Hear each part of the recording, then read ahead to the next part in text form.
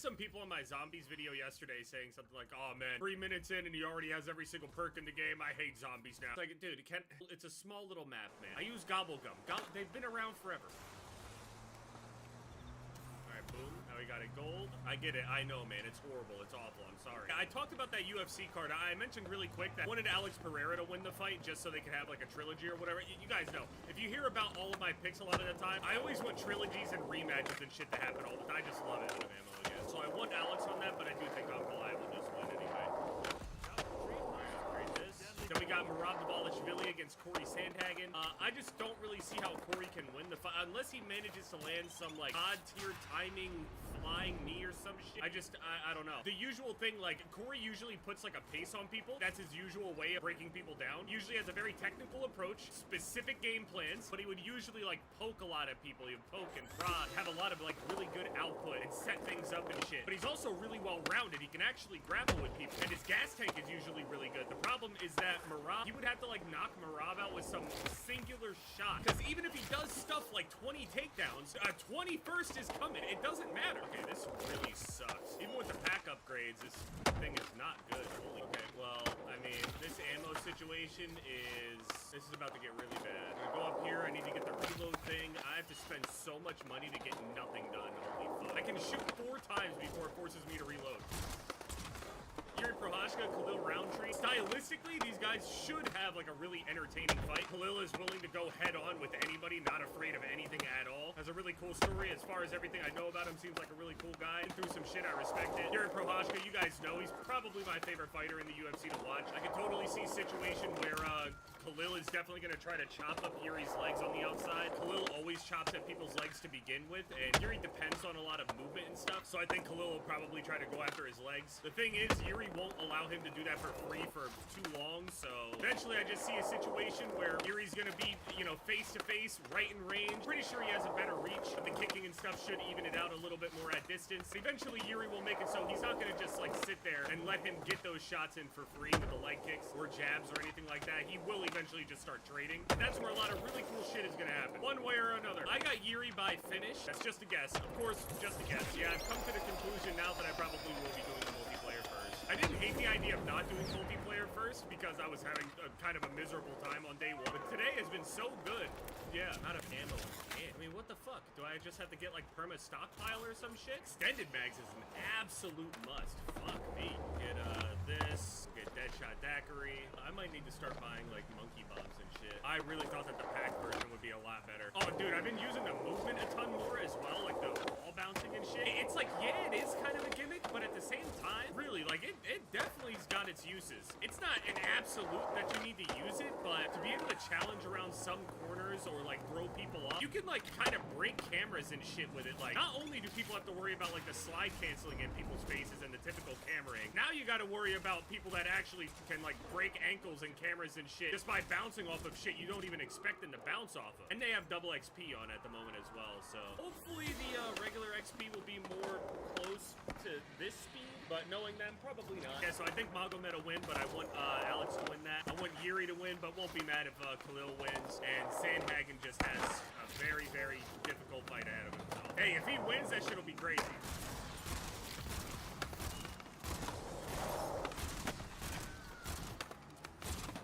Using the stock shit, and I just ran out of ammo instead. I'm so sick. Look at it. I'm not even looking forward to getting the other upgrades because it doesn't matter. It definitely has a P06 feel to it, though. You hit the button, and then there's like a small delay, and then it fires. P06 was like uniquely difficult to use, but once you got it down, the shit was very, very strong, very consistent. This thing has got to be one of the weirdest sniper rifles I've ever seen.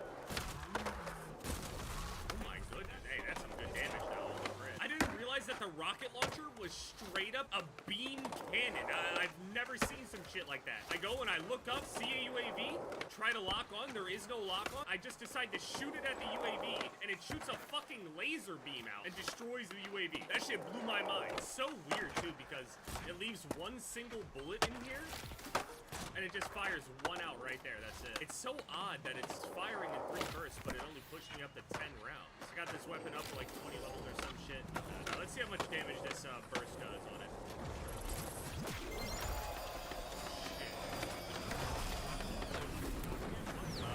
Alright, that didn't go as smoothly as I thought it would. kills in like 20 levels. Not bad. I preloaded Battlefield 6 as well.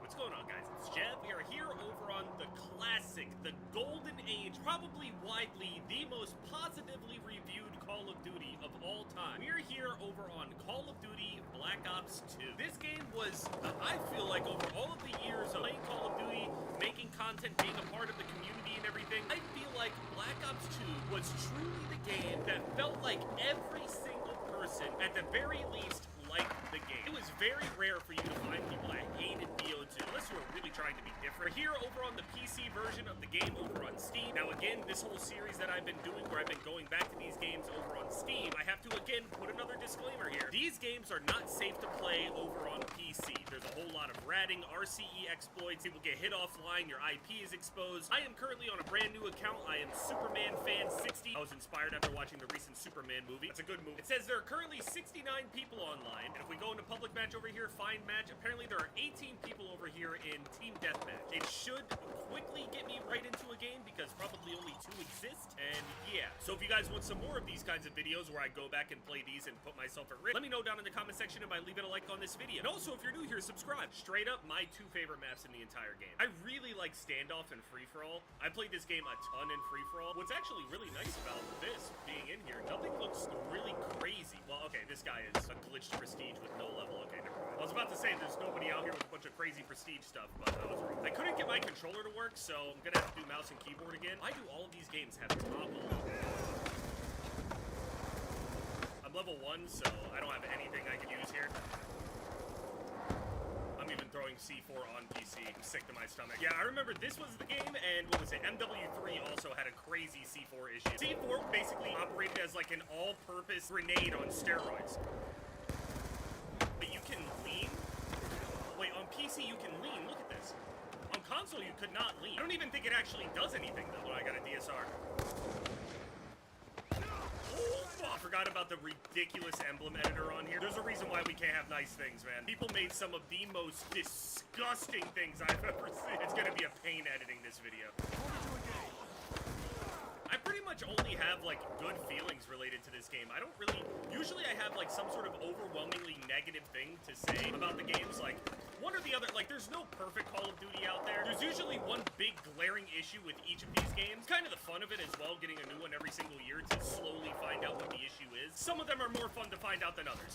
I'll say that. This game, I remember specifically making a whole bunch of different videos and stuff. Some of the first videos I ever made where they actually got any kind of traction anyway, I was making a whole bunch of regular videos and stuff, and I was getting, you know, my 50 likes, 100 likes maybe, or whatever. But then I started doing, like, some vlog-related type ones, doing, like, big rants and stuff about things in the game. Completely unhinged, shitty-ass videos, but in the creative class now. Okay, so can I do any kind of sniper rifle? I can unlock the DSR. Lock equip. One of the main issues with this game is that C4 was incredibly powerful. I would say that it was probably even more powerful over on MW3, but they basically operated the same way. This game had some unlock tokens as well, kind of similar to Ghost, but not exactly. It's definitely different. We had this wildcard system. It was a pick 10 system as well, so we could do like a perk 1 greed. What else was really strong in this game? C4 was annoying. Sniping was pretty strong, although they did end up nerfing the DSR. It was one of the most unexpected patches ever because we weren't having close conversation with the devs at the time. It wasn't nearly as like interactive. At least it didn't seem that way. I mean, I could be wrong, but sure, maybe there was some communication, but it's like expected at this point to communicate at least a little bit with your community. Randomly overnight ended up nerfing the DSR, and it pretty much, I mean, okay, it deserved to be nerfed. It did a crazy amount of damage, and it was really good. The main thing that they did to it was they hit the bolt speed on it, so whenever you go and pop it, that is much longer than it was. I don't know how much of a nerf it was, but it definitely was noticeable. It was so noticeable to the point where it became difficult to even get quad feeds on screen. Steam authorization failed. Am I hacked it over? Got a different one. Okay. That was one of the biggest videos on my channel at the time. The whole like complaining and screaming about the DSR. I would never make videos like that again. It's a little bit too much, too far, saying way too much shit, but leaving it just down to like constructive criticism instead of just being angry, screaming about it. Absolutely changed my ways since that point in terms of the way that I give criticism. Attachments for the sniper rifles, we got the suppressor, which usually hurt your damage. You just kind of went by feel. I'm sure there was like a spreadsheet out there of the damage, but I didn't know. The ballistic CPU was actually pretty nice. It just made it so whenever you ADS'd in, it felt much more stable when you were ADSing. You got the variable zoom, which is kind of fast mag is pretty nice. FMJ was kind of like the go-to. Same thing on MW2. Lots of people just ran FMJ. ACOG on this game was kind of odd. Extended mag, obviously, if you're going for clips and stuff like that, was very good. Laser sight made your hip fire very, very tight. And the dual band scope, pretty unique looking thermal of the game. I liked it personally. I like the way that it looked. Whenever you were watching like a montage or something, someone throwing in a little dual band here and there, it was nice. Also, by the way, sorry about my face cam. Still dealing with some stuff. Also, my house might be sinking into a sinkhole. There's like a lot of water outside. I have people like looking and trying to figure out the issue. If there's like some weird main water line break or whatever. Hopefully it'll be resolved soon, but yeah, I'm dealing with quite a few things. I have a fear of like some sinkholes and shit. Imagine just falling through the Earth's crust, like you cracked an egg and just fell inside towards the core. Absolutely terrifying shit. Surely the other lobby has people in it. It's just gonna keep connecting me back to these guys. Yeah, it is what it is. Obviously, the game is pretty dead, but as the balancing issues with the game and stuff, the complaints that I had about it, does feel a little bit difficult. I feel like I'm grasping at straws whenever I'm picking out the issues with this game. Obviously, there were the meta. There were a lot of things that were very powerful, like the M8 and shit like that absolutely dominated. There were definitely issues, like balance-wise, the MSMC felt like it was absolutely everywhere. Even the Scorpion was pretty good, but that one felt actually balanced. It would die really fast close. But medium range, the damage fall off. It actually felt like a balanced weapon. MSMC felt like it did it all. It would win close range, medium range, even far range in some situations. But this thing right over here, this M8A1, this thing it dominated. It was disgusting how much damage that shit did. I don't even know if people used any, I mean, maybe an AN-90 for the shotguns. None of these were like particularly strong or anything like that. Nothing too cheese. The LMGs though, the biggest issue with the LMG is that it had this attachment, LMG MK, right here, target finder. You can see like a picture of it down here. It's not, it looks like a regular sight, but it's not. It's like a sight that puts a box around people that you're aiming at, and people would just walk around in the lobby with these LMGs, constantly ADS down, and they would melt you across the map with these things. It was disgustingly strong. The specials were pretty cool. We had a crossbow. Some people were able to get cool clips with the crossbow. Same thing with the ballistic knife. Always cool shit happening with ballistic knives, no matter the game. Dexterity felt like a must whenever you were sniping. Lightweight ghost or flak jacket. The other ones I didn't really use very often. This game, I think, was mostly great for everybody because there wasn't like a group type of players that felt ignored in this game. It felt like the sweats had what they wanted. Full autos felt good and powerful. The sniper rifles didn't feel too powerful, but they were definitely powerful. Oh wait, hold on. Target finder? Yeah, beautiful example. There's the target finder. I just got one bursted by the M8. Look at the damage on this M8. It's literally a better sniper rifle. The kill streaks didn't feel too powerful, and they were really fun still. One issue that started happening is that, like, there were so many complaints about kill streaks for a good amount of time that the games started kind of, like, neutering the kill streaks, making them not nearly as powerful. But I feel like that's kind of anti-COD. I feel like the kill streaks should be powerful. Just give people, like, the correct means to be able to fight back. Kill streaks should feel, like, rewarding, not, like, small. You want to try to change the face of the game.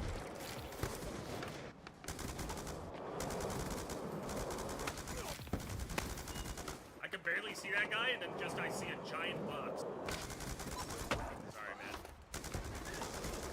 What the fuck? Quick draw target finder stuff.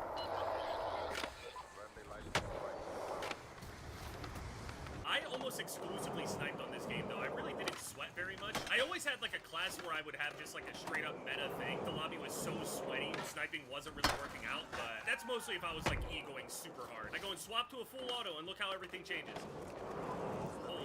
Shit. This is demonic. I'm not even gonna look over there. You got that. I feel like I have a much better understanding of like the game in terms of like actual stats and like the little details of all of the weapons ever since they added like the real big like camo grinds into the games, because it actually forced me to use weapons I never would have used. And realistically, running around playing the game with only like a handful of weapons it definitely gets boring after a while. Even if sniping is like the most fun, I still find it to be the most fun and engaging thing to do on this game, but I don't know if that'll ever really change. Sniping is just fun in general. I don't know if I've ever used this in my life. Dude, I have never used this kill streak in my life. I forgot about this thing. I had no idea. Well, how am I killing people with it? That actually could have won us the entire game right there. That's crazy. Man, this game at its base, though, feels so good.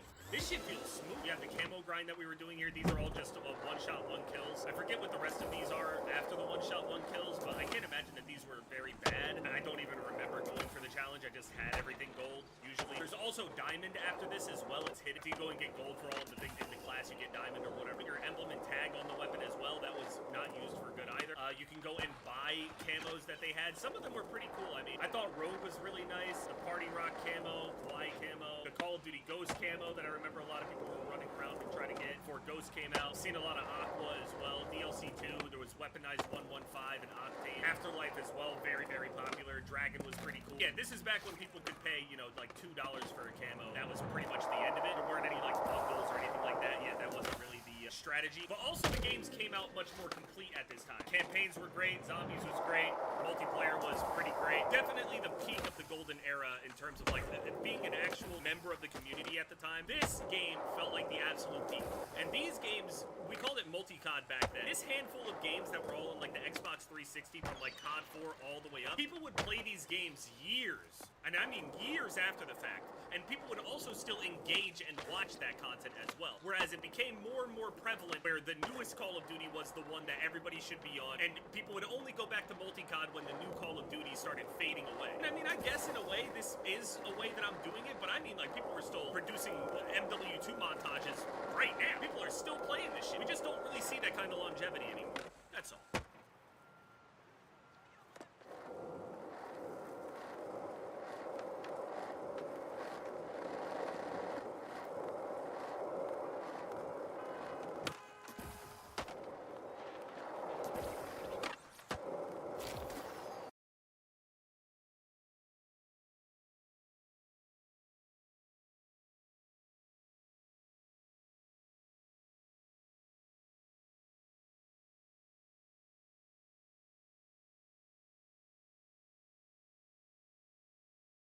Alright, what's going on, guys? It's Jeb. We're here over on the OG Modern Warfare 3. So continuing my series of going back to these old games, specifically over on Steam and PC in general. The peak of all of these games was always over on console at the time. The Xbox 360 just absolutely dominated everything. I remember, man, if you were submitting PlayStation 3 clips, you would have to be playing at a different standard. It was hilarious. So many people played on the 360 back then, and barely anyone played over on PC. I mean, I would say like the earliest PC stuff I know that people were actually playing on was like the COD 4 Pro mod stuff on PC. Past that, I can't really recall a time where Call of Duty was like ever largely played over on PC until Black Ops 4 kind of started it, and then everything else came. Anyway, I'm back over here on these games over on PC, on Steam in particular, basically to showcase that these games are generally either not operational, at the very least, the games are unsafe to play. The RCE exploits, the ratting, basically people can take remote access to your computer whenever you go and connect to these peer-to-peer lobbies, and even if it's not peer-to-peer,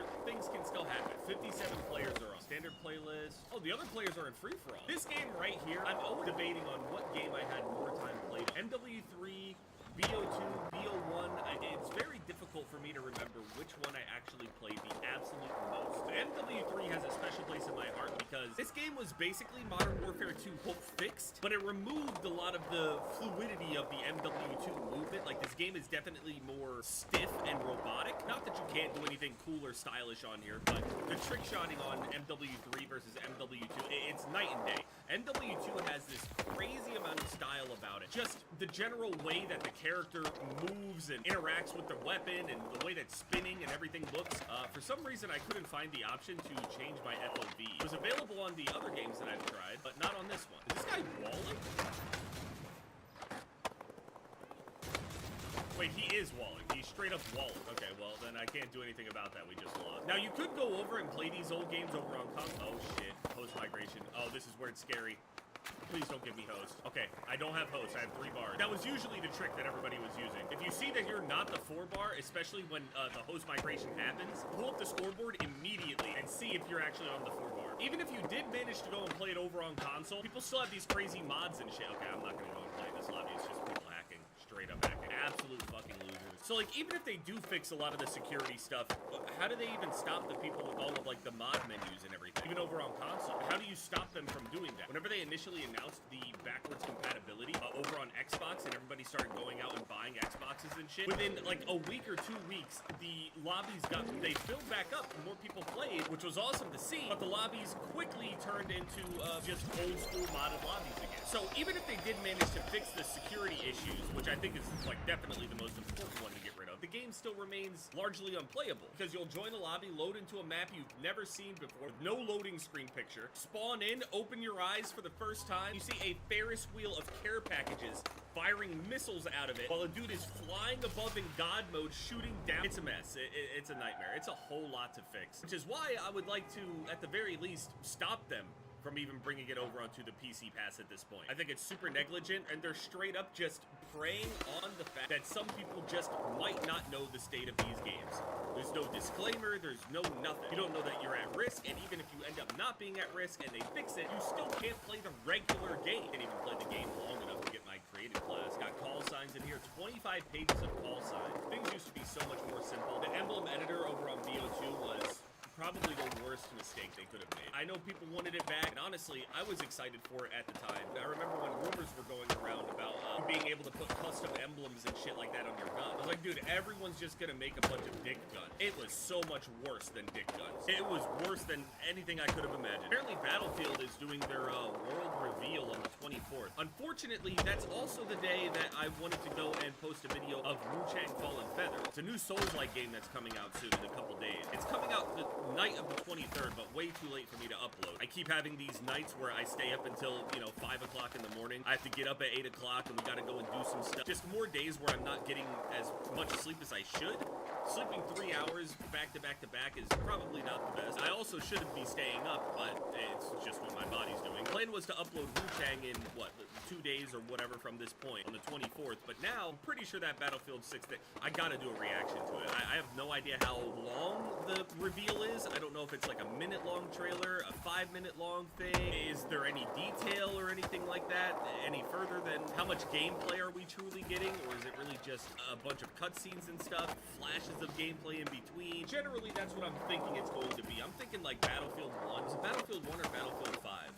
Can't remember. MW3 was basically marketed as like the fixed Modern Warfare 2, but in that process, it actually differentiated itself quite a bit from MW2 in general. Past like the balance issues and general like idea and look of the game, because they definitely stylistically are very different games. Okay, I can't find a free-for-all lobby somehow when there's 12 people, but okay. Let's go back from the TDM into another modded lobby, I guess, or someone hacking or whatever. Hey, I don't know if anyone's hacking in here, but we'll see. Hold on, wait, I got a scout snipe. Oh man, I forgot how slow the ADS is. One unique thing about this game is that it had like basically a fourth perk, but it was specifically for the weapon.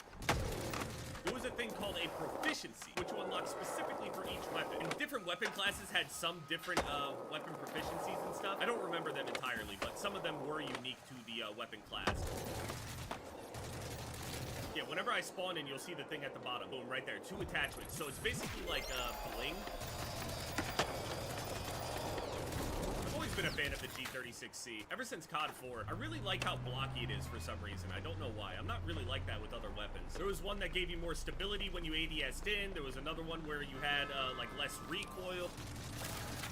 Also, this game had pro perks. You guys have already heard me talk about pro perks. I'm a fan of pro perks, but I also understand why they don't do it anymore. You could make it so the pro perks themselves are not really that powerful in comparison, but at that point, well, it's kind of redundant for me to do it then. It's so weird trying to adjust my sensitivity because it's just a little bar. Oh, there's also death streaks on this game as well. I forgot. That was one thing I didn't mention at all when I was talking about the other games. Death streaks were a thing. We get special bonuses for dying a bunch of times in a row. Like MW2, Painkiller was like the most widely hated one. We got rolled, team. Nice try. I'm a high enough level now to go and make my class at least. So let's go and look at the class. Type rifles. We could go 50 cal or the L11. Both of these are very, very good. The L11 has the reload cancel to be able to get the multi-kills and stuff with. The L11 is a bit slow, but you can make it faster by reload canceling it in between each shot. And you can get some crazy clips with it. I think the Barrett on MW3 is better than the Barrett on MW2 because I think that its recoil is much easier to deal with. The centering is better. In terms of attachments, we got ACOG scope. It's kind of weird on this game. Silencers, we don't usually do. We have the heartbeat sensor. I forgot about this shit. How didn't I mention the heartbeat sensor when I was talking about the other game as well? Heartbeat sensor was, it's a classic. I'm not even gonna get into it. Extended mags, of course. Thermal, self-explanatory. Variable, self-explanatory. And then we have the camos, all the way up to gold. I don't remember a camo after gold in this game. In terms of camos, this game was pretty, I mean, Blue Tiger, Red Tiger was obviously really nice and everything. Autumn was decent, like a callback to the fall camo in MW2. Then they added gold. Now, this was a bit earlier, and this is well before we started having like the super camos, but unlock that weapon level 31. Sleight of hand, it gives you faster reloading, and then whenever you do whatever the sleight of hand pro challenge is, 15 kills using sleight of hand. Eventually, once you unlock, I think, like 4 or 5 versions of this, so probably like 100 kills, 75 kills, something like that, you'll be able to unlock sleight of hand pro. All of a sudden, I can't even get back to the game now. Oh, also another thing that was really cool in this game, we had theater mode. Hard Hat, classic map. This map is insane on MW3. They have remade this map at least once or twice, and it never plays the exact same way that it does in this game. This game, it was crazy. The most recent MW3 has this map, right? Now, you guys remember how slow that shit was ADSing. Now, much, much faster.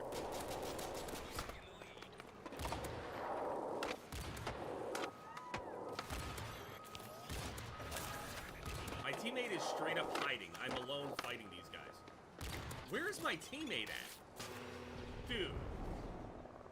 I mean, for what? You know, you could just spectate instead of so he's not gonna help me. He's just gonna fucking fly around in the air. Oh, also another thing. You can enable and disable DLC on this game. Back during this game's time, whenever you went and bought the DLC, it was brand new content. Of course you want to go and buy the DLC, right? The thing that would happen, though, is that you would basically only be getting matched into people that also had the DLC when you have DLC enabled. So it would become this thing where you would go and buy the DLC, but it would actively restrict your search options. You would have less lobbies you could join because there are obviously less people that have the DLC in comparison to people that don't. So you would go and buy the DLC, try and hit some clips on DLC maps, and then after you've done that, you go and turn your DLC off. So you spend money to get that DLC, which is generally just maps. We didn't get new weapons or anything like that. And then you just turned it off after you bought it. That's a pretty shitty thing, but that's not an MW3 thing. It was like the old Call of Duty thing. Disabling DLC is definitely the way to go if you actually want to get into lobbies. Otherwise, you're going to be waiting a little bit longer. Not as long as the SBMM of today, but also there are just generally less lobbies. You could also assume that people buying the DLC that care enough to buy DLC for a Call of Duty, they likely play the game a bit more. So the lobbies are probably more difficult as well. So if you wanted easier lobbies as well, you disable DLC. You get the gist of it though. Same old song and dance on a lot of these older games. Gameplay-wise, memories-wise, absolute gold, but not without its issues.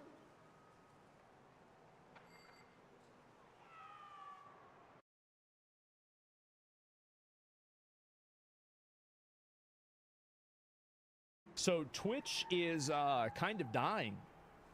Twitch is, it was on life support. You guys saw this. And now Charlie was right. Yeah. Yeah, absolutely. Anything over 10K viewers? I always think, look, bro, like anybody that goes and gets in their feelings or anything like that about like how many viewers or whatever, like you are a bitch. You are a bitch. And here's the reality. I could lose half of my viewers and I would not stop making any amount. I would still make the same amount of money I do now. And do you know why? It's because I get so many viewers that sponsors literally cannot even afford to pay me how much I'm worth. That's the reason why. So I am capped out on sponsors. That's it. Like I'm literally, I'm not even kidding. Like I make like that's it. So it doesn't even make a difference to me. Now it's nice to be ego. You know, oh wow, you're number 1, number 5 this week. Oh good. I don't care really though. I mean, like who gives a fuck? Twitch is a small pond. Who cares about being a big fish in a small pond? I have been paying very close attention to the Twitch bot apocalypse. I've kept my finger on the pulse of it. I find it to be a really interesting topic here. That's right. For those that don't know, a few days ago, Twitch made good on their promise where they swore they would be making bot detection and eradication a priority. Eradication. They finally called attention to a issue that has plagued Twitch since the beginning. Yep. Since the genesis of Twitch, in the primordial soup of streaming, there has been bots that have infected. I think that there were bots before there were real the platform. And for the longest time, Twitch had gone really hands-off. They said, you know what, if we don't put our hands on the stove... You know what's going to be really funny is whenever the Twitch executive leadership get fired because they show a decline in user metrics, and they try to say, oh no, it was just bots, and then get fired, and then the new leadership takes over, and they just let everybody bot again. So every stream is gonna have 100K viewers. It's gonna be so funny. Won't know if it's but recently they said that they were going to actually be directly attacking this bot issue. Yeah. And a few days ago they rolled out their first targeted strike here on bots, and boy howdy, it was a doozy. Apparently, the overall viewership on Twitch went down as much as 24% Wow. compared to last week. Real quick, think about that. So going down 24% is actually larger than 24% of the actual real viewership, right? Because if you go down 24%, you're at 75%. You go up 4% again, or 25% again, you don't go back up to 100, right? Like, that's just math. So, really, this was like a third. Like, 1 in every 3 viewers wasn't real. Oh my god. We mathin' now? Yeah. We're gonna be mathin' later. With many big streamers suddenly losing thousands of viewers, not just big streamers, streamers Not of all falling at once. genres. Okay, sure. All right, so let me go ahead and take you through this, all right? So if you have a total amount, okay. So this is really, we need to get rid of schools, bro. Like, they're not working. They're not working, like, they're not working, obviously, right? And so, anyway, so if you take and you look at this, 24% is basically half, right? Or a quarter. So if you remove this 24%, all right? I actually, you know what? If you can't understand what I'm saying, you're fucking retarded. I'm not going to explain it to you. Go back to 8th grade. Japes and Sizes lost tons and tons of viewers like it No. before. It was No. a pretty big purge of invalid traffic Nope. on activity. As I said a couple days ago, I was pretty surprised with how hard they hit the ground running here. I thought it would just be like lightly poking the bear, like, oh, we got rid of like 100 bots. Big W, Twitch is saved. But no, they kind of like, they dropped a bomb here. It was a Yeah. pretty big deal, so big in fact that a lot of streamers they suspected of being a view botter has just decided not to stream. They're like, The roaches went to scatter. They were afraid, bro. They didn't want to show their faces. They didn't want anybody to know what they were doing. Yep. the last week or so, inexplicably, just randomly deciding not to stream during the bot purge, which of course has everyone raising an eyebrow. Yeah. And of course, all of this has led to a lot of finger pointing, That's right. a lot of shit stirring, a lot of spitting, a lot of farting and coming. It's been kind of pandemonium in the streaming space as people are noticing view counts have been dropped Yes. from a lot of streamers. Oh, yeah. And in some cases, drastically. Big ones. So the natural conclusion people are drawing Real is big. they were view botting. Right. And as I predicted, and as everyone predicted, nobody wants to own up to being privy to their channel being view botted because that's against the rules. They would get banned. No one's ever going to admit to it. Not necessarily. So this is a little bit of a nuance, and he knows this. It's a little nuance, actually. You can say that you're being view botted, but you just can't be doing it yourself. That's the problem. Because like if you did, like if somebody goes from 10,000 viewers to 100,000 viewers in 1 minute, obviously they're being view botted. So if this person says I'm being view botted, does this person get banned? No, of course not, right?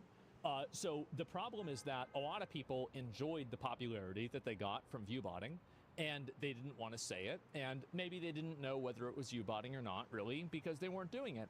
I think that there were a lot of people that were doing it themselves, and I think that especially in terms of mid-size and small-size streamers, I think that there was a lot of very soft view botting. And like, you know, because it's like if you're a small streamer, it matters a lot more for you to do that. Obviously it does. So yes, but Tectone is culprit. Well, I mean, there's a lot of people that were view botting, right? That's it. Sadly, not many real viewers are not being counted at the moment. Yes, and so Twitch is A/B testing. I personally think this is my opinion. This is maybe a little bit of ego. I personally think that one of the reasons why, like, I had a little bit of a drop is because a lot of my viewers are actually non-account viewers. Like, they don't make accounts and they watch me because I'm on YouTube. And so I think that there's a lot of people that were watching me that now they're not being counted because they're lurkers that just watch on a TV. Like, that's it. Because that's always how it's been, right? That's always how it's been happening. And so clanking, exactly, yes. And so, like, they never chat. They don't even have accounts. And the reason why is that what's unique about me is that you've always been able to watch this stream with no ads. There's never been any ads on my channel.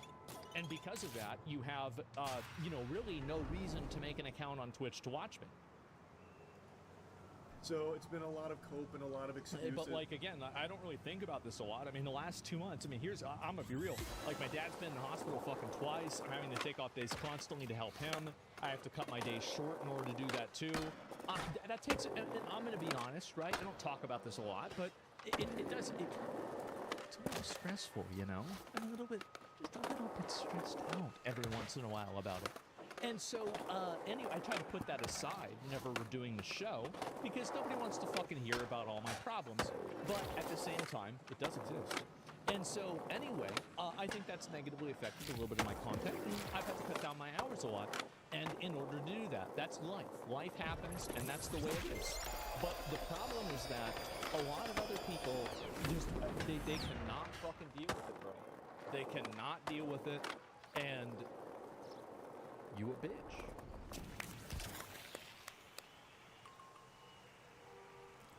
You a bitch. I mean, that's all there is to it. It's like, oh, it must have just been this stranger over here Yeah. that's been doing this, and I had no fucking clue. I'm Right. glad that it's getting solved. Sure. Everyone is talking about this as a positive thing. Meanwhile, in the background, Yes. there are people that no doubt are shaking their fist in anger in demanding that their botting service get it under control and fix it, because they need those viewer numbers Shut to it go back down. to where they were. Because obviously, if it Because doesn't, they are defrauding sponsors intentionally by selling them fake fucking viewership. people are going to be aware there was some fraudulent activity there, and the only question remains, did the streamer know? Like, were they guilty of paying for the service themselves, or was it like an org they were affiliated with? Because according to a lot of the data, all of which is public, by the way, you can see all of the Yes. viewer numbers, Yes. post and pre-purge. All of this is public, so you can see. No names, no names. Don't say the names of the people that were doing it. We all know who was doing it. We don't need to say the names. Everybody knows the names. A lot of streamers that are affiliated with an org, like OTK is the big one everyone's talked about. But not just OTK, there were other orgs coming under fire as well. Mainly FaZe was another one that people had a lot of question marks over their head with, because a lot of the streamers affiliated with FaZe also took huge drastic drops in their viewership during this purge. Yes. So the speculation is that these orgs are boosting the numbers of some of the streamers under their umbrella, because by having more Which, again, logically, what he's saying makes sense. It does not mean that it's true. But if you assume that they are acting in self-interest and they are behaving amorally, you could predict this outcome. Successful streamers under their brand, it's good for the brand. Obviously, the motivation is to Which make OTK member? Bruce, drop them off. more money, because you can make significantly more doubloons if the streamers that are under your blanket are more popular. So if you boost your streamers by thousands, Whatever happened to Bruce? I miss Bruce. Even though Bruce hated white people, I thought I liked Bruce. I always got along with Bruce. I thought he was funny. That's fine. Yeah, whatever happened? He got dropped off? Yeah, what the hell? Shit talking idiot. He has been, but he's also funny, man. He's a funny guy. I like the man. thousands of viewers that they don't legitimately have, you can still bring those numbers to brands that would be none the wiser in the partnership. Exactly, true. And according to some other streamers, there's been actually quite a bit of talk from streamers about orgs even like softly admitting to doing this in certain cases. I Really? don't know like Wow. all the particulars hear about around that, that. but there has been like a lot of discussion that orgs do actually do this. Like it's not just a full-blown Literal roach behavior that kills the platform, by the way. Literal pulling the ladder up roach behavior, dog shit behavior. conspiracy theory, but then the question becomes, well, do the streamers under these orgs know about that? Like, there's just a lot of questions now after all of this bot detection and all of this bot purging. it's been a flood of questions like Yahoo Answers just got revived. Oh, Did I the remember that. streamers view bot How is themselves? Babby Was it a formed? member of their community view botting the streamer? Did the streamer, are they a victim of like a stranger, a malicious Yes. bad actor trying to artificially Well, it's boost? simple to answer the question. Do you like the streamer? If the answer is yes, then they've been maliciously botted by a third party. If you don't like the streamer, I am so glad that this view botting piece of shit has been exposed. He's been doing this for years, and now everybody can see him for what he truly is. Their numbers to potentially ruin their reputation. Is there a super fan of the streamer Yes. that's trying to boost their favorite streamer to make them more popular because they just love them so much? Yeah. Does the streamer know that the org they're affiliated with might be boosting their numbers? Just so many questions. And another big discussion that's come from all of this is about sponsors. Allegedly, some sponsors have been botting sponsored streams in order to make it seem more popular to the average viewer. So they'll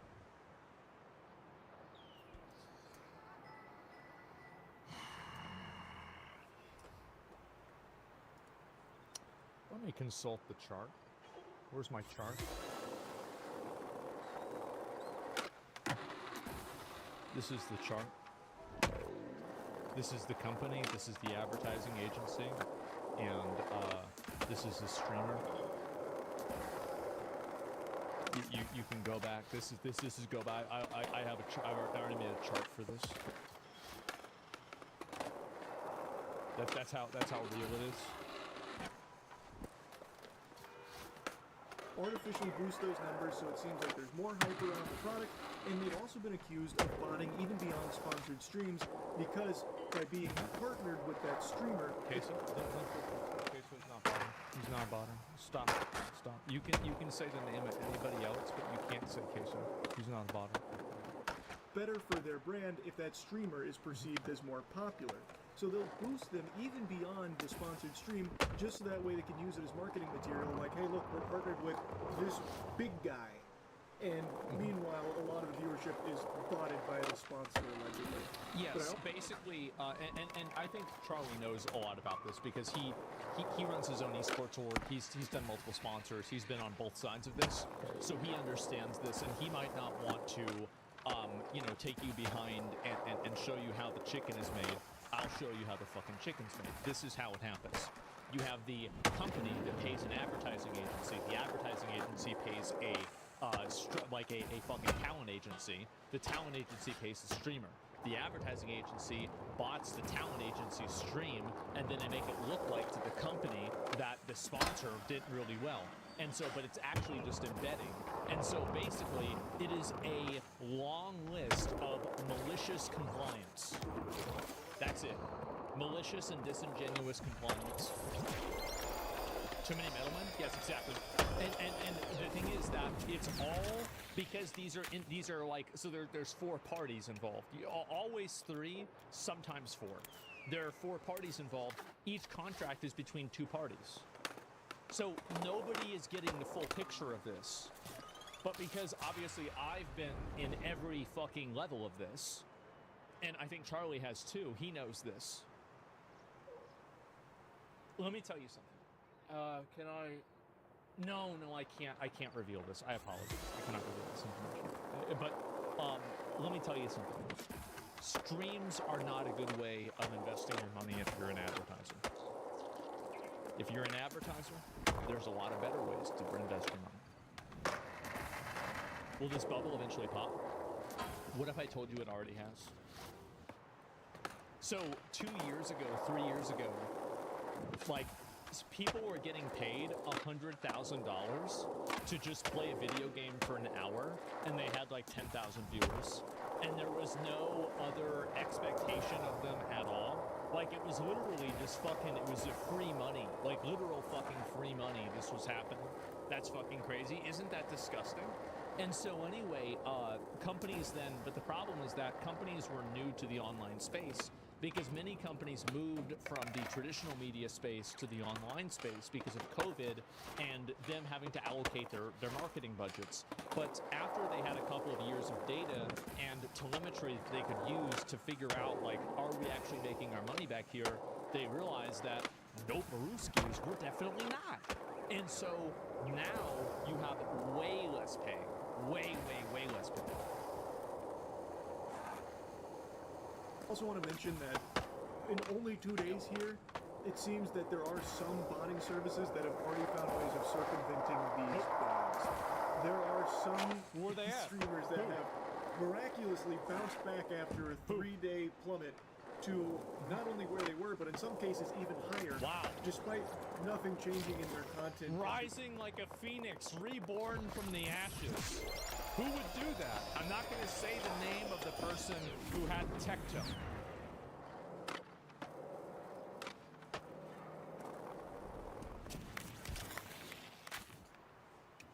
It's crazy, right? I don't think it was him doing it, but it's crazy he ended up getting 14,000 viewers. Yeah, that's crazy. That's my boy, by the way. But I think even he knows that. Doing nothing different. So it does look like in certain cases, some bots have found a way to evade this. So I'm hoping this isn't Twitch's only action here against bots, because as I mentioned, it's going to be an ongoing tug of You war. said Lacey? And it is good for the entire platform. Didn't XQC call Lacey fat? We gotta watch that clip after this. I forgot about that. To do your best to stop bot activity. Fake, phony, baloney numbers are bad for all of the streamers on Yes, the platform, true, except true. for, of course, the ones that are paying to win in the streaming space. No, it's not even good for them, because in the long run, sponsors will stop paying them money because they won't get the rate of return. That's why sponsors, like, again, if you are a marketing agency, like, again, if you don't know, if you're running marketing and you have a $10+ million campaign, you don't know what to do with $10 million, just message me. I'll tell you what to do with it. I sort it out for you. Which is another thing. There is a very real possibility, and something that has been talked about by some of the biggest streamers, that a strategy that used to be used and is probably still employed to a certain degree, Yes. is some streamers would bot their streams for a while to try and grow an organic user base, and then they would completely stop paying for the botting service and just... So this happened to a New World streamer. So there was a New World streamer who did this, and I called him out, and I brought him in voice chat, and he said, of course I'm going to viewbot. Everybody else is viewbotting, and I've got to do it to stay ahead of them. It wasn't FX1. It was not FX1. And I said, okay. I said, but this is what's happening. He's like, yeah, this is what's happening. And he was embedding, to be fair. He was not viewbotting, which it's functionally the same thing, but it's not. The New World expansion comes out. Embedding is removed. He's the #1 stream. He faked it until he made it. That's inspiring. You cheat to win. That's what they say. ABC, always be cheating. let the organic numbers start to take over as well. Good for him. Good for him.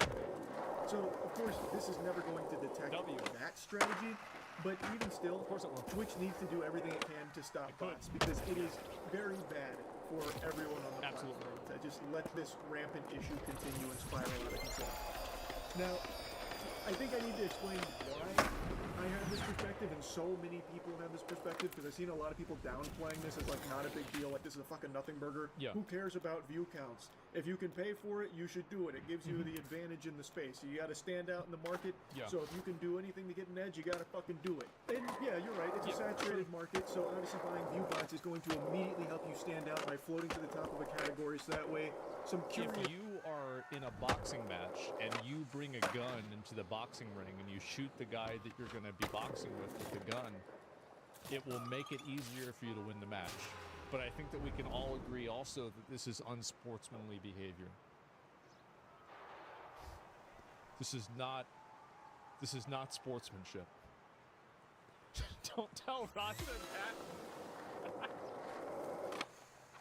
Georges will see you at the front there, Roger, and take. they'll click because you've got the most viewers. So obviously there's a lot of hubbub there, and they want to see Yeah. what the fuss is about. Is So that check out your stream because you've artificially inflated the numbers. Right. And then you have now occupied that viewer, which takes it from another streamer that is legitimately streaming. So the reason why, and Charlie's explaining this in I think a good way, but you know, I think that it's very, very simple, right? It's so obvious.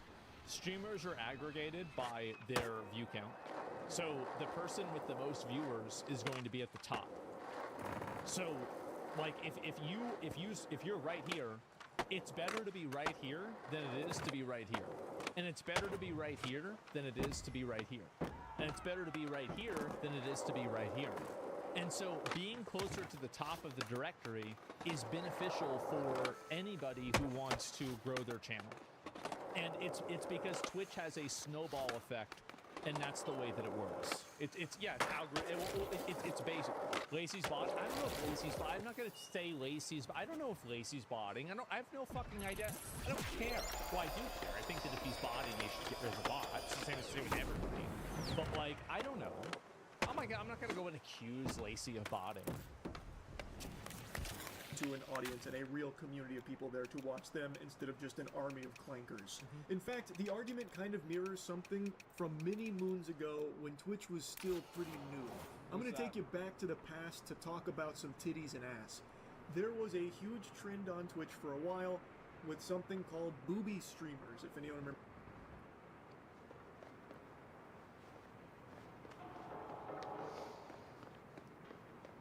Yep. I remember booby streamers. I sure do. Yeah. That where there was a trend on Twitch where streamers would try and wear the most revealing clothing that Twitch would possibly allow in the most sexual of positions. Yes. And constantly putting cleavage as like the main hook to draw viewers in. And this drew a lot of outrage because people believed that by doing that they were stealing viewers from their streams because they weren't showing cleavage and everything. Yes. It was a huge debate that raged on for years, actually, and people were always Is that not going anywhere? Anybody that's watched this stream for a long time knows exactly where that went. split on whether or not that was the case. Was this streamer with cleavage stealing a viewer from this guy over here who was building a brazen bull in Minecraft?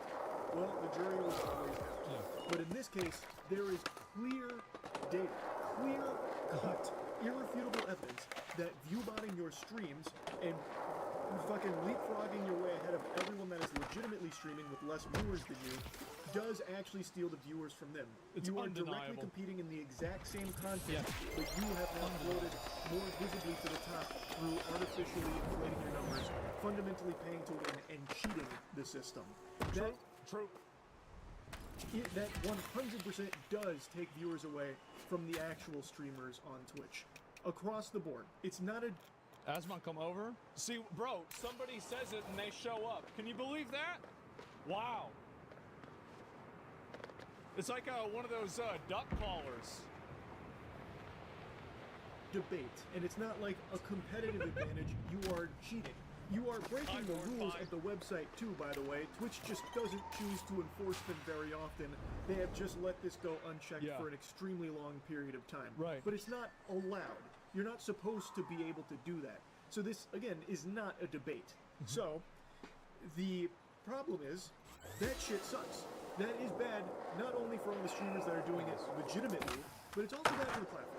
I'm actually kind of surprised Twitch doesn't face more hot water for their handling of bots for this long. I'm surprised Twitch doesn't face more hot water, period. How is it that you can have both? Like, the thing is that if you think about the nutballs that are on Twitch, nothing ever happens. Nothing, it never happens. There's never an issue at all. And I would assume that, like, you would see way more crash outs about this. People are dying on Kick. It's like, damn, Twitch, this guy said, wait, somebody died on Kick again? Wait, how many is it this week? Because while Twitch on their back end can identify fraudulent traffic and adjust your ad revenue for it, that is something they've talked about before, how like They can and they can't. It's not always, it's sometimes, and they also can only, like, this is mostly, this is a 80, I'd say 80% yes, but 20% no. if you viewbot a stream up to 2 million viewers instantaneously and then just start farming ads, Twitch will go and analyze that traffic to see if it's Yes. real, and they will adjust your earnings on it. I've seen them talk about that. While Twitch can do that on their back end and not lose their ass on that, you know who can't? Brands that work with streamers. The way That's right. That's right. He's so right about this. And the thing is that, give me a minute, I can use the bathroom. Whole platform uses the same method. They literally allow nefarious content. Nah. The thing is, the reason why they do it is that, like, I mean, I'm worried that Twitch, the leadership are going to get fired for this. This is going to be a Jesus situation. It's going to be a Jesus situation because what's going to happen is that the executives are going to look and they're going to be like, hey, why is the number red? It's supposed to be green, it's red. Get the fuck out of here. And then they bring somebody else in and they're going to do the same thing. I'll be right back.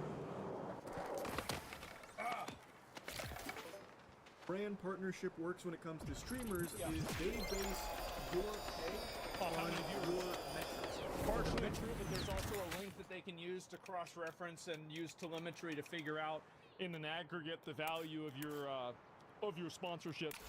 And you've had more brands that are doing that. But yes, what he's saying is generally true. Metrics that you provide, well, that's not going to account for bots. They can only go off the information that is That's what I accessible. did. And they don't have that back-end ability that Twitch has to go in there and see, well, who's a real viewer versus a fake one? Like, how many bots are here? Yeah. They only have your metrics. So that's your average viewers, which could easily be hyperinflated because of bots. So what streamers can easily Is that do, and Brawley? definitely have done, is they boost all of their numbers to really high levels that they really are not achieving. This is called the F Extra Life Special. So there is a channel called F Extra Life on Twitch. What's funny is that I criticize them a lot. A lot of people criticize them. What ended up happening is that they stopped streaming on Twitch, and now the guy that does it makes great YouTube videos. He's great. I've watched a few of them. I think he's a nice guy. But they would have a fucking embedding, and the embed would give them like 30,000 views, and they'd be sitting there with a sponsor at the top of the directory. Like, how much money did you get from the sponsor? Do they know that, like, nobody's watching this shit? I mean, at what point is this fraud? I mean, in my opinion, this is my opinion, I'm not a lawyer. In my opinion, it is undeniably fraud. It's not even a question of if it's fraud. It's so obvious. Mechanically, it's not real viewers. It is all fraudulent, invalid traffic from botting services. They will inflate their viewer numbers. Then brands will approach them, or they will approach brands about doing a partnership or a sponsored stream. And somebody might say, but I hate advertisers. I hate brands. I want them to get scammed. Fuck brands. Why would I care about brands losing money?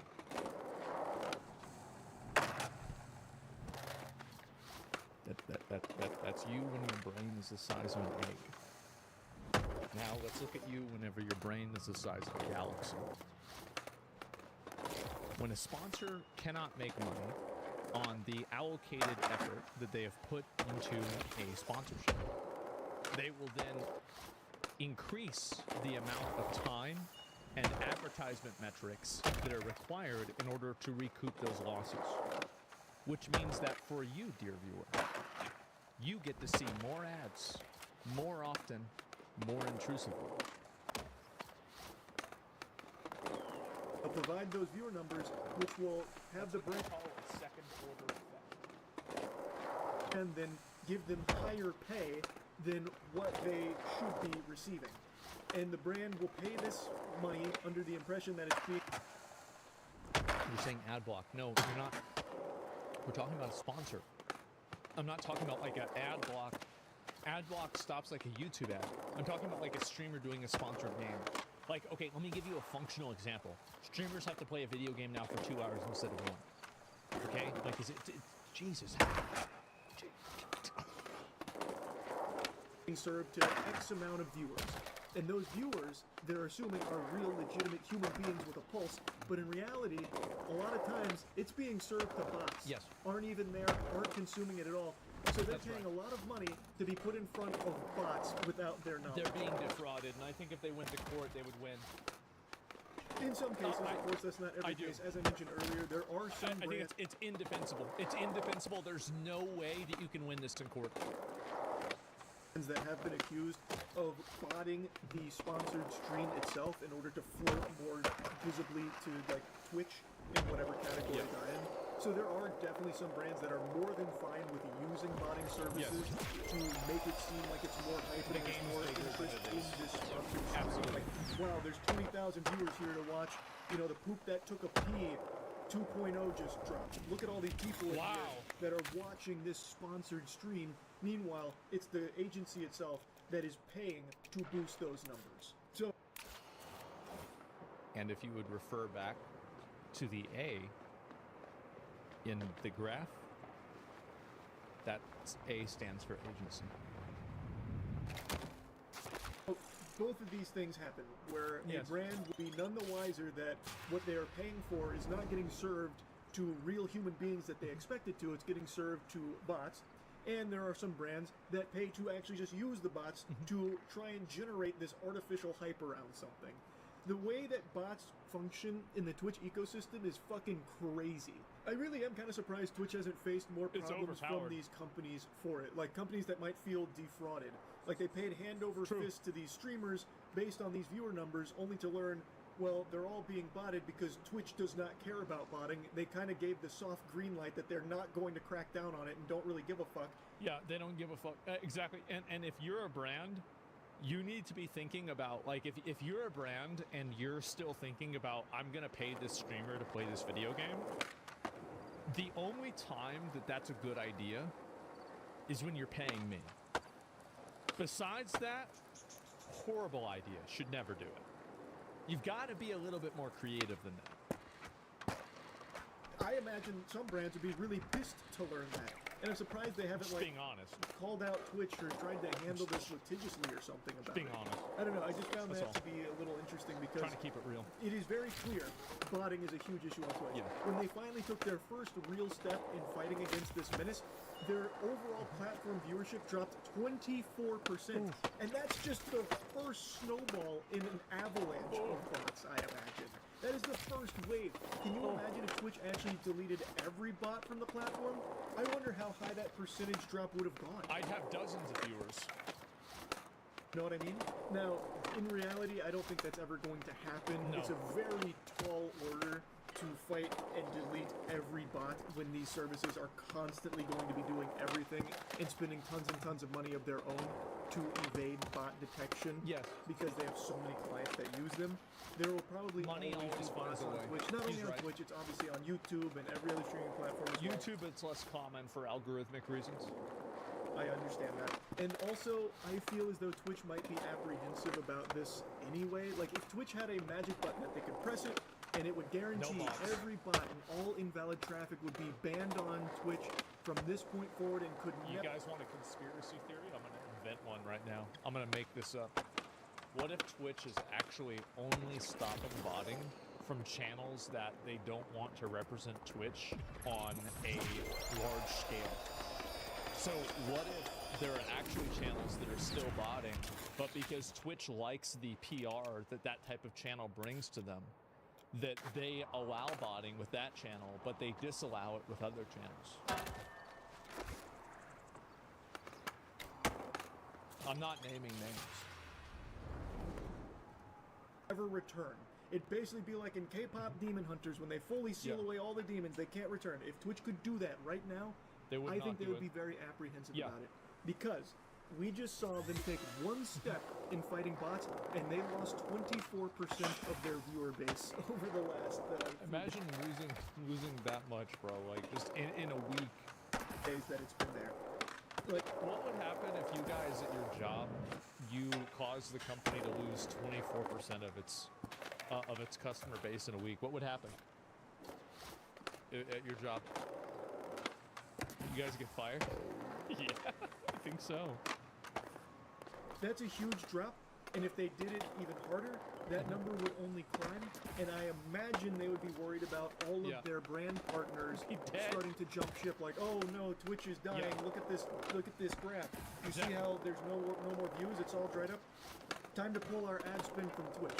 I think they would be worried about the. I don't think that would happen particularly, but I do think that advertising on Twitch would be a harder sell because you're going to deal with large brands that don't have as much competency in the space. And so they might not have, like, a lot of and this is the problem right now, is that, like, it looks like a lot of venture capital firms and investment firms have kind of fixed the glitch with this kind of stuff. And they have guys in there that are like probably around our age, and those guys really kind of know what's going on, and so they can tell bullshit from not bullshit. But with a lot of these advertising agencies, there's still a tremendous amount of top-down decision making, and I think it's much more corporate in that way. And because of that, you have a degree of even guys that know it's problematic. They know that at the end of the day, basically, like, how many of you guys work at a job where there's like 3 different levels of like your product cycle that are effectively malicious compliance, where you know that you're doing it wrong, but you're meeting a quota, and then the person that's above you knows that you're doing it wrong, but they're meeting a quota. Like, yeah, right? Exactly. Yeah, this is a huge problem. Twitch if they did that, because their viewer count numbers would be so much lower, significantly lower, that they'd probably be getting hit financially pretty hard from all of these sponsors that are paying money to be put there. And brands don't really care about like the nuance of what the numbers say. They only care about what the numbers indicate. So most of the brands, I imagine, would see this. And in fact, some of them are probably already worried with the 24% drop. Yeah. But if it got even higher, some brands would probably see this, and they wouldn't take into account like it's all bot activity. They would see this and be like, nope, this is dangerous. This is not worth the ad spend. We're pulling out. Yep. And even if they did bother to take a little bit of time looking into it, they might feel slighted by Twitch for letting this bot problem persist for so long, and they were spending so much money for what... So, in general, the advertisers that actually have contracts with Twitch, I'm speaking partially out of understanding and partially out of implication and assumption. Many bots do not actually see ads. So the amount of viewership that you get from ads doesn't necessarily go up at the same ratio that your bot numbers go up. So like if you bot to 100K viewers, it's not like your ad revenue immediately goes to 100K viewers ad revenue. Really? Yeah, because that's the way that botting works, right? And so and there's different ways that bots are counted, and that's the way that Twitch does this, right? They're A/B testing to remove different impulses of like how that red number goes up or down. Ultimately amounted to a lot of invalid traffic. Yeah. So I think Twitch would be really skeptical about getting rid of every bot, even if they could. Which is why I was so surprised that they went this hard out of the gate against the bots and actually did make a dent in it. And I hope they continue to do this. I hope that they didn't, They're going to give pump up. the brakes like, oh, that was a lot. We took a big viewership hit Twitch is there gonna give from all up. this bot stuff. Let's maybe, They're going to give up on botting. They're going to give up. I'm going to tell you why they're going to give up. They're going to give up because if people feel like they're losing too many viewers and are not getting a lot out of Twitch, they're going to go to other platforms like Kick that allow these viewership inflations to happen. And basically, and Kick pays better, right?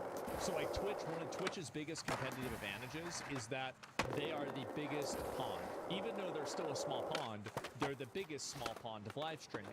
So if you don't have that, if you don't have that intrinsic value, then you're immediately going to have people going over to platforms like Kick and platforms like Rumble. Like the Kick incentive program is insane. like a lot of people make, like, I mean, I'll tell you right now, like I've showed you my revenue from the Kick Incentive Program. It's a lot of money. So you've got a ton of people that are making money off of that, doing this constantly. And because of that, whenever Twitch doesn't have that competitive advantage of a bigger number and a larger ecosystem that you can exist in and then sell to sponsors, then Twitch loses that competitive advantage in the market, and they can run the risk of losing market share to other platforms. Pull our punches a little bit. That's how Here. it I hope is. they don't go down that road. Like, I do hope they continue to make this a priority and do legitimately Totally. try and get as many bots off of Twitch as they possibly can. Anyway, that's enough blabbering about it from me today. That's about it. Yep. Someone says Twitch is a business, the others aren't. I would argue that I don't know what Twitch's value is. Like I see that, but I haven't seen your balance sheets. I haven't seen the amount of money that Twitch actually generates for Amazon. And I don't know if Twitch is operating, like, because Twitch has a tremendous value as being the de facto website in the Western media space for live streaming. Like, this is a tremendous value that Amazon has intrinsically by market share, but operating at a loss. Yeah, so if Twitch is operating at a loss and Kick is operating at a loss, and then Twitch acts as a what do you call it? A loss leader for Amazon Prime, for Amazon TV shows, and for Amazon products, and as also an advertisement for AWS indirectly, then is it really that much different than Kick operating as a loss leader for Stake? At a business, morally, you could make many arguments about that, but from a business sense, it's all about data from signed-in viewers, exactly, yeah. From a business sense, it's functionally the same thing, right? It's all about data from signed-in viewers. We got a Twitch staff in chat. Y'all need to fix that shit. Like, and I know you can't say it. I know you can't say it, but you might have a YouTube channel. Look at y'all. Amazon's analytics, y'all really are behind.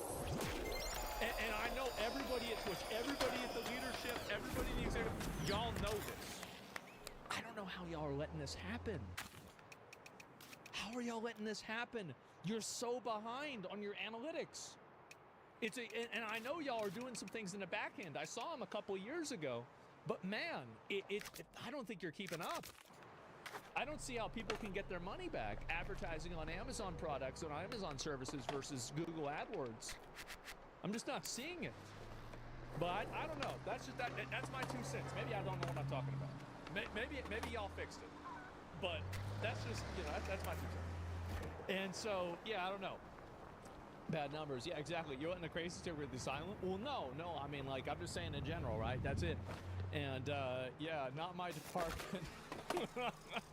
That's convenient for you. Good. All right, I'll link y'all the video, guys. That's the video. Obviously, I love Charlie. Watches videos all the time. Make sure to give the video a like. I think he's right about what he's saying here. There's some minor, functional, I think it's gonna be a little bit different than this or that. But overall, I agree with what he's saying here, absolutely. So, huge fucking W. And yeah, I totally agree with that. I think Twitch should do whatever they can. And anybody crying about it or getting mad about it is just a big something. That's all.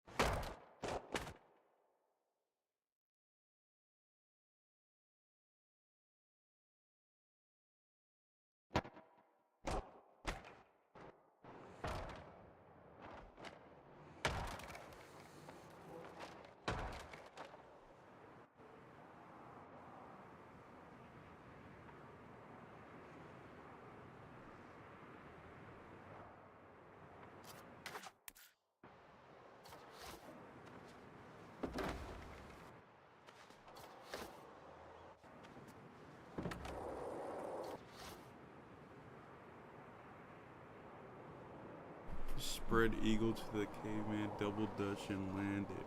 Oh, that's you, Corbin. What up? Double dutch. I haven't heard of that.